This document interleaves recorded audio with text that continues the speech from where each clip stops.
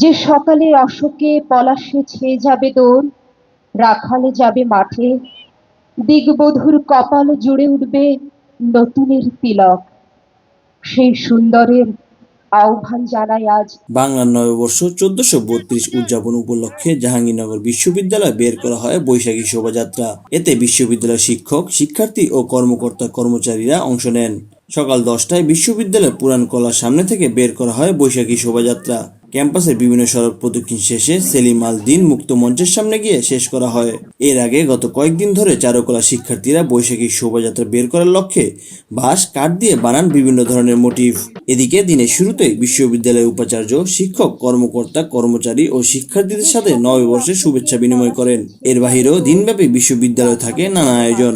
আমাদের এবারের শুভ নববর্ষের প্রতিপাদ্যের বিষয় হলো নববর্ষের ঐক্যতান, ফেসিবাদের অবসান এবং মানবতার জয়গান।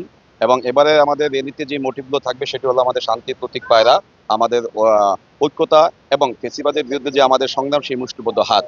আমরা দেখেছি জাহাঙ্গীরনগর বিশ্ববিদ্যালয়ে অন্য ইউনিভার্সিটি এবং অন্যান্য ক্যাম্পাস থেকে সবসময় মানে ব্যতিক্রম কিছু করার চেষ্টা করে। আপনারা দেখেছেন গতকাল আমাদের যেই এই বছরের একদম সর্বশেষ দিন অর্থাৎ চৈত্র সংক্রান্তি, সেখানে আমাদের ব্যাংকের বিয়ে ছিল, সেটা কিন্তু অন্য ক্যাম্পাসে আমাদের ছিল না। এবং আজকে আমাদের যে র্যালিটি, সেই র্যালিতে কিন্তু স্বতঃস্ফূর্তভাবে আমাদের শিক্ষক, শিক্ষার্থী, কর্মকর্তা, কর্মচারী সকলেই, কারণ এবারের নববর্ষটা আমাদের অন্য বছরের চেয়ে একটু ভিন্ন।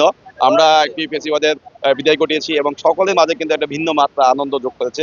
তাই আমরা আশা করি আমাদের এই নববর্ষ উপলক্ষে আমাদের একটাই আশা থাকবো যে আমাদের যে সমস্ত সংস্কৃতিগুলা বিদেশি সংস্কৃতি চর্চার ফলে আমাদের হারিয়ে যাচ্ছে, আমাদের দেশীয় সংস্কৃতি চর্চাগুলো যাতে আমাদের হয়, আমাদের সকলের মধ্যে যাতে সেই চর্চার বোধটা জন্ম হয় এবং আমরা যাতে আমাদের যে আবহমান কাল ধরে আমাদের গ্রাম বাংলায় এবং আমাদের নিজস্ব যে সংস্কৃতি আছে, বাঙালি সংস্কৃতি, আমরা যাতে সেটাকে লালন করতে পারি এবং ধারণ করতে পারি। সকলের প্রতি আমাদের এবারে নববর্ষ উপলক্ষে সেটাই আহ্বান থাকবে।